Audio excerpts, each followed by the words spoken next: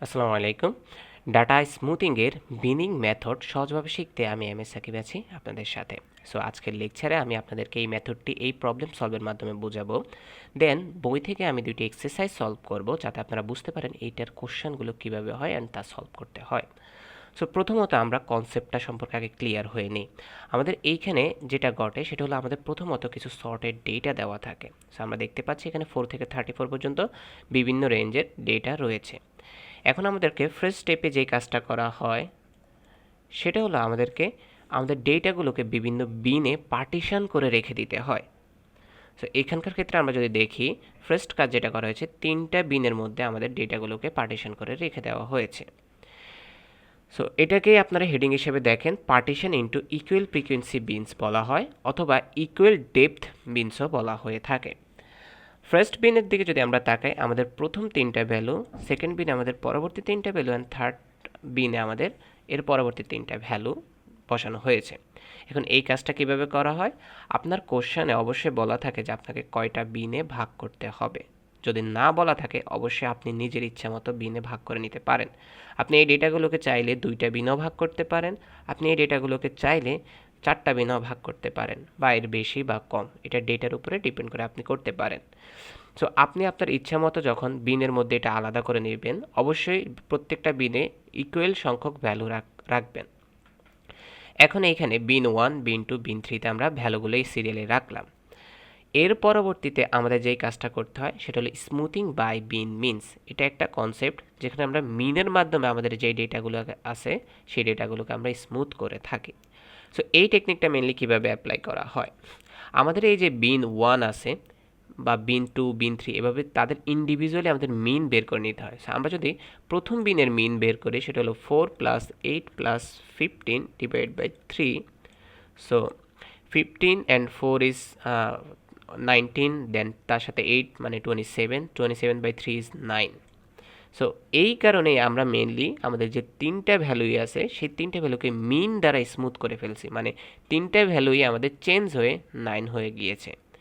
বিন 2 এর কথা যদি বলি 24 + 21 + 21 ডিভাইড বাই 3 করলে আমাদের 22 পাই, সুতরাং আমরা 3টে ভ্যালুই 22 করে দিয়েছি। ঠিক সিমিলার হইতে এই ভ্যালুগুলোকে আমরা যদি মিন বের করি তাহলে আমরা 29 পেয়ে থাকি। সো এটাই হলো mainly smoothing by bin mean. এর পরবর্তী এখানে যে কনসেপ্টটা দেখতে পাচ্ছি সেটা হলো smoothing by bin boundaries. So এটা আরও একটা কনসেপ্ট, মানে বাউন্ডারির মাধ্যমে স্মুথ করা হয়। সো আমরা যদি আমাদের মেইন ডেটার দিকে তাকাই সেই ডেটাতে আমরা দেখতে পাচ্ছি যে 4, 8 অ্যান্ড 15 রয়েছে। এখন তাদেরকে যদি আমাকে বিন বাউন্ডারিজ নিয়ে স্মুথ করতে হয় তাহলে যেই কনসেপ্টটা আমাদেরকে ফলো করতে হবে সেটা হলো বাউন্ডারিকে ফিক্স রেখে মাঝখানের যত ডেটা থাকবে সবগুলোকে চেঞ্জ করতে হবে। সো চলুন আমরা এই কাজটা করি।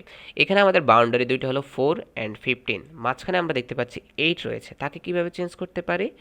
এইখানের মধ্যে আমাদের 8টা কার কাছাকাছি রয়েছে, তার মানে যে কনসেপ্ট সেটা হলো আমাদের মাঝখানের ভ্যালুটা যার কাছাকাছি থাকবে তার দ্বারা সে চেঞ্জ হয়ে যাবে। সো বিষয়টা কেমন? 8 আর 4 এর ডিফারেন্স কত? 4। 8 আর 15 এর ডিফারেন্স 7। যেহেতু আমাদের এই 4টা ছোট, আমাদের 4 এর সাথে ডিফারেন্সটা ছোট, সুতরাং মিডল ভ্যালুটা চেঞ্জ হয়ে আমাদের 4 হয়ে যাবে। ঠিক সিমিলার হইতে এখানে যদি 21 এর কথা চিন্তা করেন, সেই 21, এই 21 ডিফারেন্স কত? 0, 0 অ্যান্ড দেন এইখানে ডিফারেন্সটা আমাদের 3।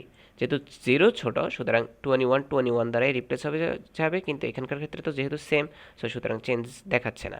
এর পরবর্তীতে 28 যেহেতু আমাদের 25 এর কাছাকাছি, সুতরাং এই ভ্যালুটা 25 দ্বারা আমাদের রিপ্লেস হয়ে যাবে।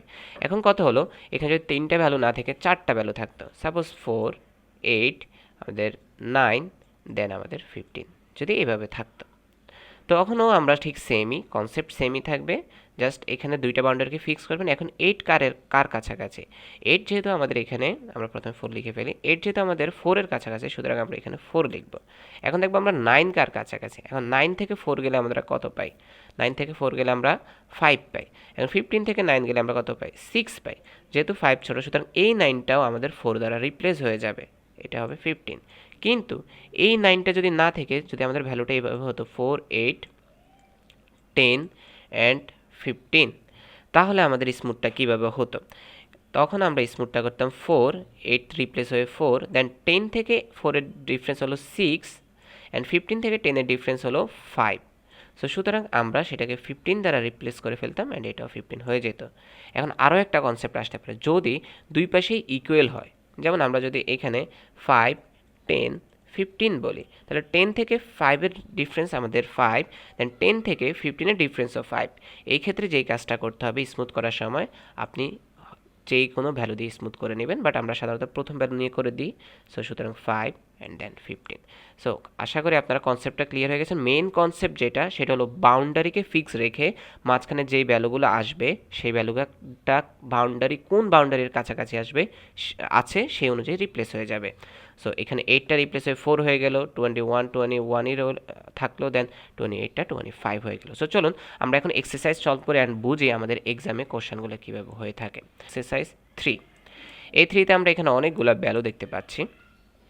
সো এই ভ্যালুতে আমাদের যে কোশ্চেনটা বলা হয়েছে সেটা হলো ইউজিং স্মুথিং বাই মিনস। তার মানে আমাদের মিনস যে মেথডটা আমরা শিখেছি মাত্র, সেই মেথডটা অ্যাপ্লাই করব। And then to smooth this data using a bin depth of 3, আমাদেরকে বিন ডেপথ কত 3 ইউজ করতে হবে। মানে একটা বিনে আমরা 3টা ভ্যালুয়ের বেশি রাখতে পারবো না, একটা বিনে আমরা 3টা ভ্যালুয়ের বেশি রাখতে পারবো না, এটাই হলো বিন ডেপথ, বিনে কতটুকু ডেপথ থাকবে। এর পরবর্তীতে ইলাস্ট্রেট ইউর স্টেপস, আমাদের স্টেপগুলি ইলাস্ট্রেট মানে আমরা স্টেপ বাই এটা কীভাবে সলভ করবো সেটা দেখাতে হবে। Comment on the effect of this techniques for this given data. So চলুন আমরা প্রবলেমটা সলভ করি কীভাবে আমরা মিনের মাধ্যমে এই কাজটা করতে পারি। এখানে দেখে আমাদের কী কী ডেটা আছে, এখানে 13 থেকে শুরু করে আমাদের 70 পর্যন্ত অনেকগুলো ডেটা আছে। আমরা যদি এখন কাজটা করি,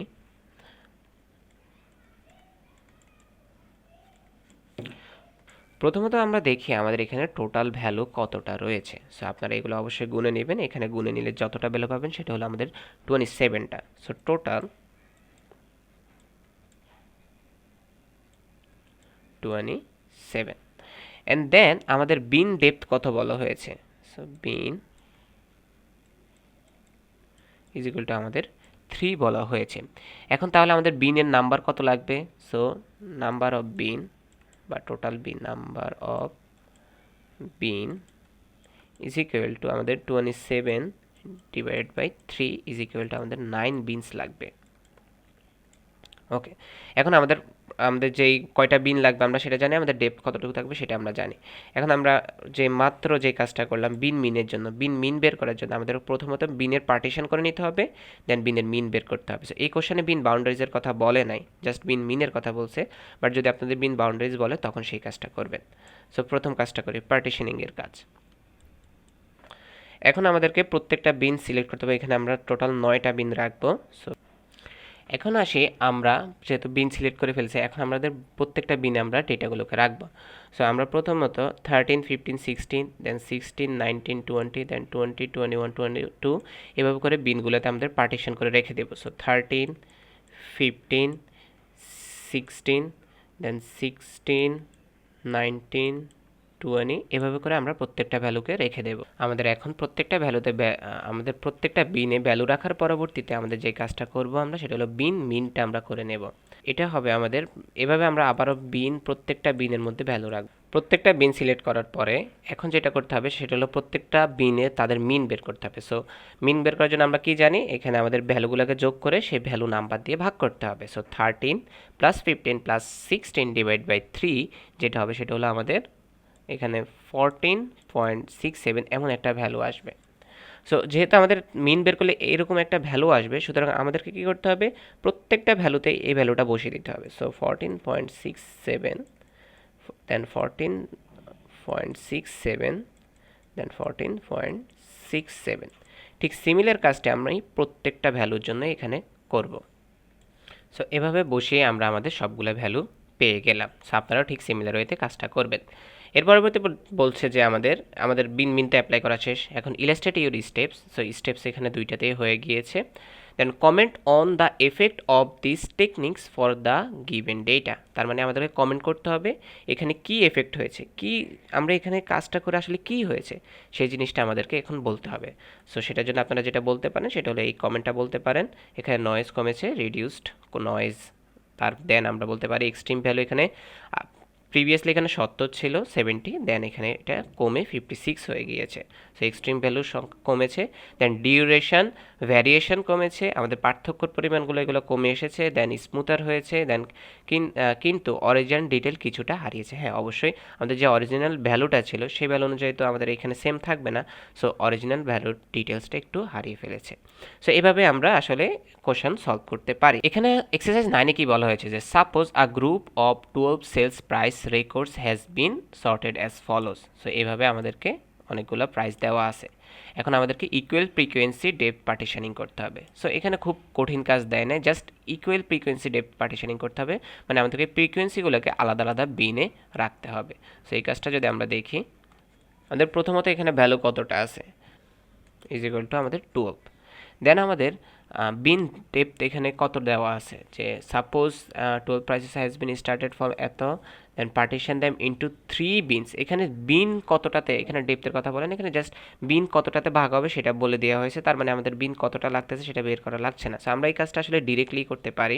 সো আমরা ইকুয়াল পার্টিশনিং বিন ইকুয়াল, এখন আসি আমরা 3টে বিনে যদি এটাকে রাখতে চাই, এখানে যেহেতু টোটাল বিন 12টা আছে, 3টে বিনে যদি রাখতে চাই তাহলে আমাদের ভ্যালু রাখবে 4টা, কারণ বিন নাম্বার দিয়ে যদি আমরা ভাগ করি এখানে 4টা করেছে, তো এই 4টা, দেন এই 4টা, দেন আমাদের এই 4টা, 204, দেন 215।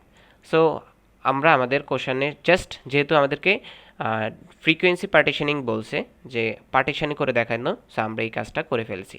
সো এই ক্ষেত্রে আমাদের মিন বের করতে হয় না। সো এই কারণে আমি আসলে আপনাদেরকে 3টা কনসেপ্টই দেখালাম, যে কীভাবে ফ্রিকোয়েন্সি পার্টিশনিং করবেন, কীভাবে মিন বের করবেন, কীভাবে বাউন্ডারি অনুযায়ী কাজ করবেন।